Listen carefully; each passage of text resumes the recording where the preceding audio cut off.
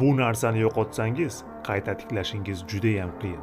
Bu pul emas, bu vaqt ham emas. Bu obro'. Hokimiyatning 48 qoidasi. 5-qoida. Nomingga dog' tushmasin, uni hayoting qadar avayla. Agar kimdir sizni boshqalar oldida masxara qilsa, buni hech qachon javobsiz qoldirmang. Jim qolsangiz, keyingi safar ham ustingizdan bosib o'tishadi. Lekin har bir mayda hazil va kinoyaga javob berish ham xato. Bu holatda reaksiya bermaslik kuch belgisi.